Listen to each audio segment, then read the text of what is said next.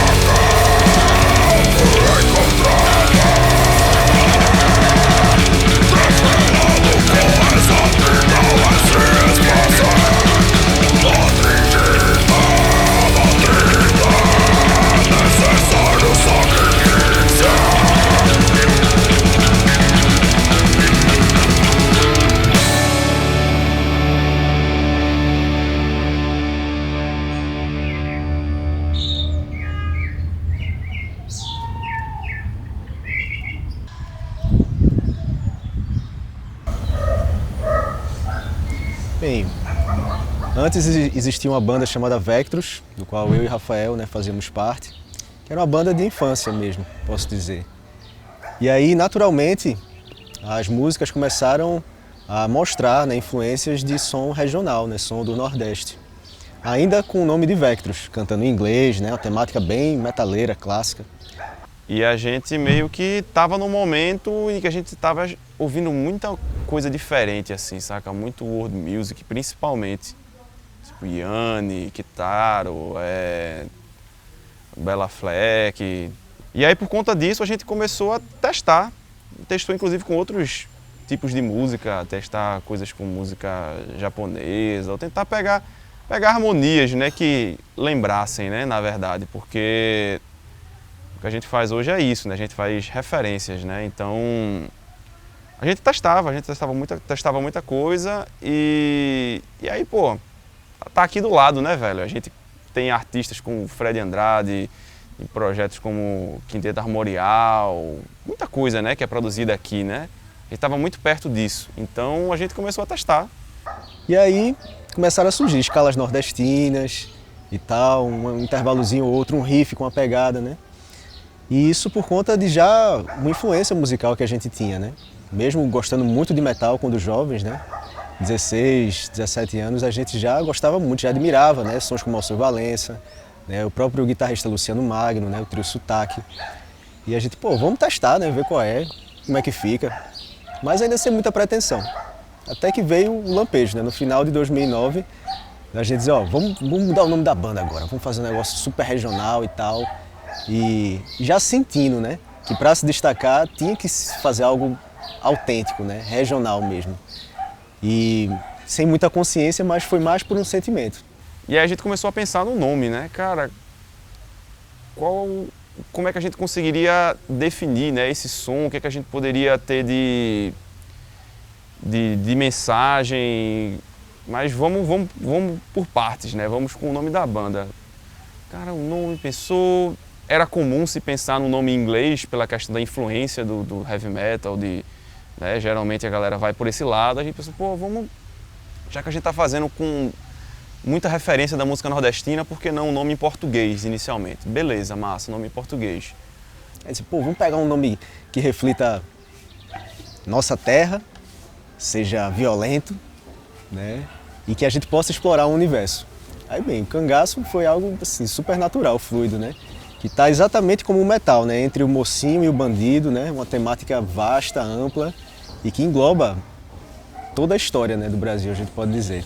A partir dali a gente pode ir para explorar outros ambientes da história. E foi assim.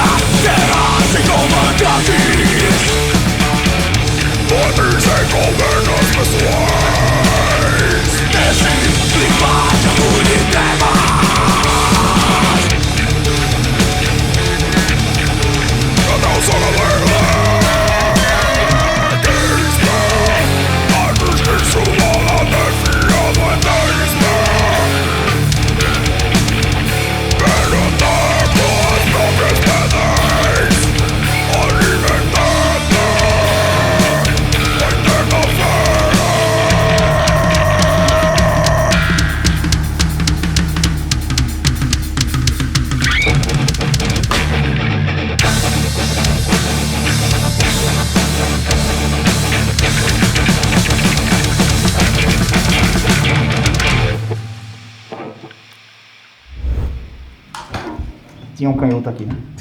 Acho que é, pelo visto era.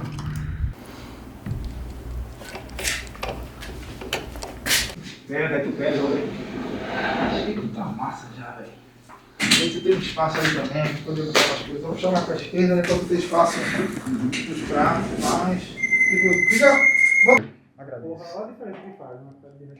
Os estilos que eu mais trabalho e que a gente procura trazer para o nosso contexto musical são os que a gente conhece mais na superfície, eu diria que são os mais populares daqui, né, o frevo, o caboclinho e o baião, principalmente, mas outros ritmos a gente também incorpora, como o próprio chachado, né, que tem muito na nossa música, e ele dialoga, de certo modo, com o metal, se a gente busca uma linha que tenha que tenha esse contexto.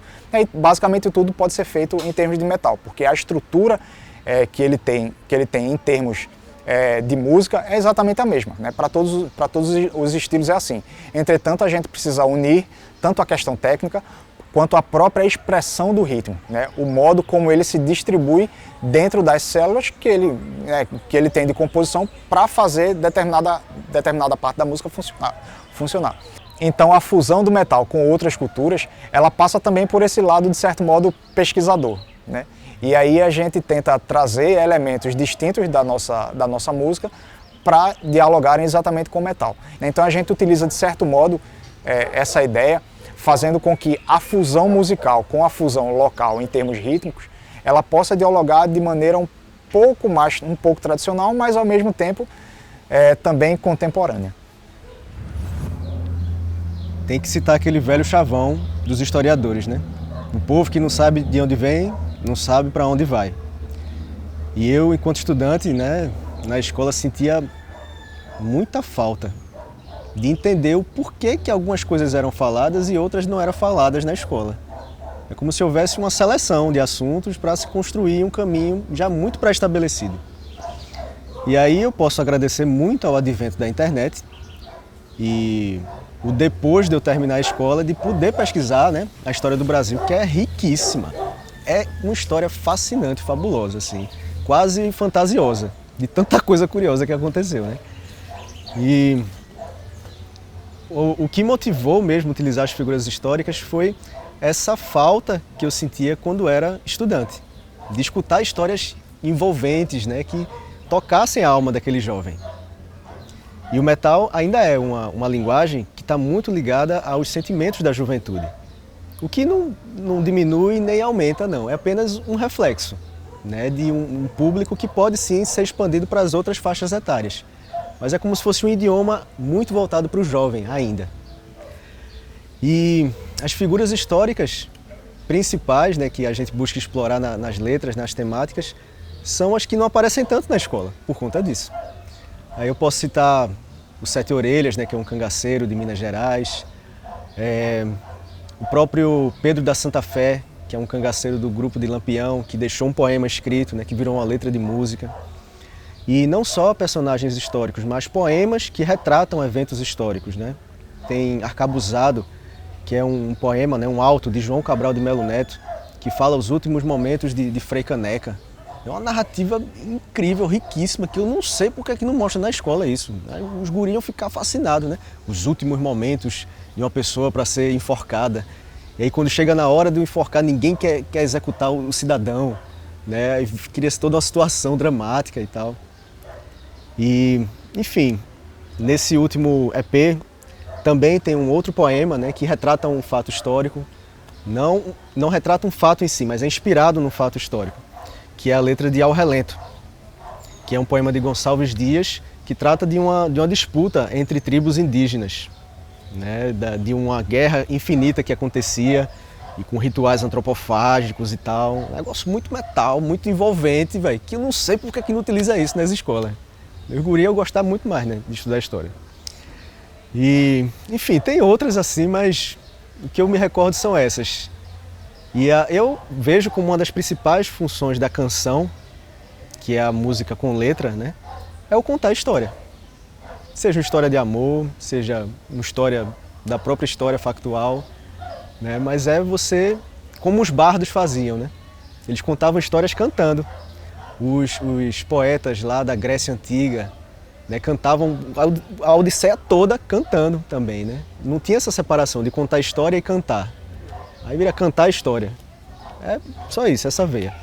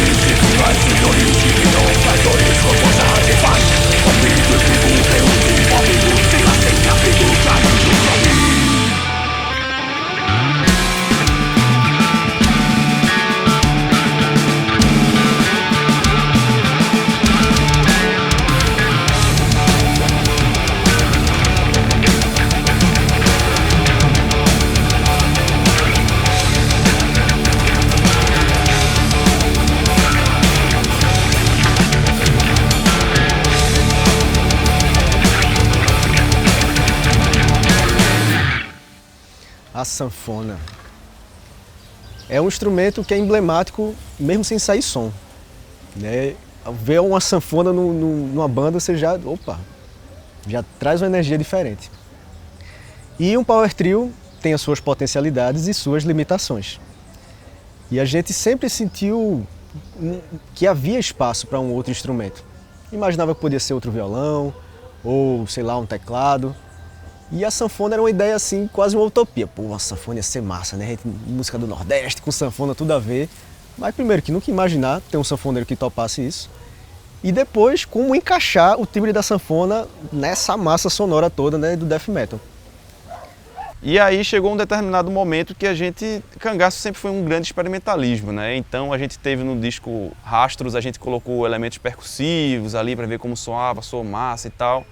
E aí chegou um momento que a gente fez, caramba, seria muito legal a mistura da textura da sanfona com a guitarra, né? Fazendo a parte da harmonia ali, como é que a gente pode fazer? E aí meio que isso foi uma ideia que acontecia, mas a gente meio que nunca encontrou, sei lá, um sanfoneiro que tivesse um pouco de influência, não precisava ser de metal especificamente, mas de algum tipo de música que não fosse só o forró, né? A gente queria alguém que realmente tivesse essa vibe mais eclética mesmo. E impressionantemente, Vinícius surgiu assim como um presente do céu. A gente encontrou ele num show de Elomar, né? E viu que ele já tinha essa abertura, né, para outros sons. Depois encontrou ele no show do Nile. Ou seja, alguém que está no show de Elomar e Nile parece que vai atender esses requisitos, né, do death metal e da música nordestina. E aí ele tem muita influência de post-rock, de noise, apesar de ser sanfoneiro, né? A gente achou muito curioso e aí foi a hora de testar, né? Ele estava ali perto, a gente trocou uma ideia, testou fazer uns ensaios ali e viu que ele tinha uma perspectiva da sanfona muito diferente do padrão, assim, de tentar explorar sons, de tentar barulhos e coisas que vão muito além da sanfona que a gente conhece, né, normalmente. O meu objetivo com a sanfona Cangaço, apesar da Cangaço ter essa super coisa assim da música de Pernambuco, né, que está diretamente ligada com a sanfona, só que o meu objetivo não era chegar lá e ficar sendo um sanfoneiro apenas, tocando forró, um sanfoneiro nordestino, né, ou tocando frevo quando fosse frevo e essas coisas assim. Isso acontece. Mas a minha questão com a sanfona era como é que eu vou pensar a sanfona para ser um instrumento nativo do metal.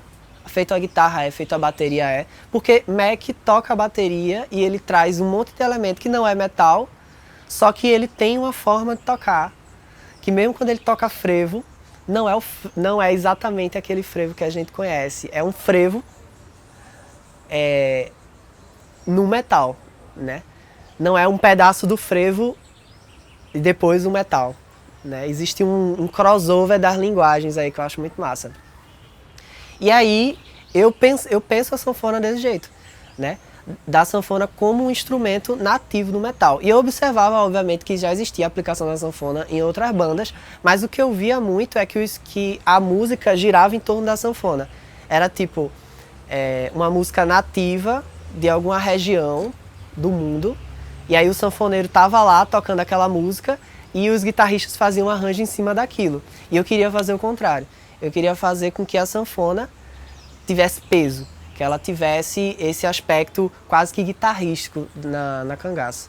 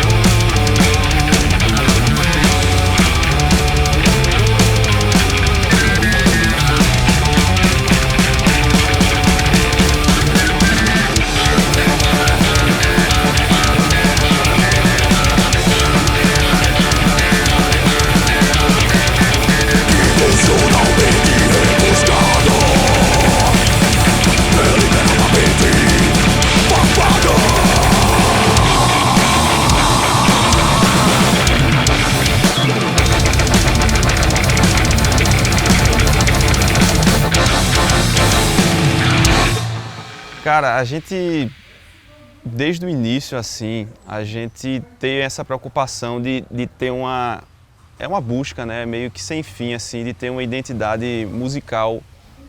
Não precisa ser completamente original, completamente inovadora, mas que tenha um pouco da nossa, sei lá, que tenha um pouco do nosso DNA ali, sabe?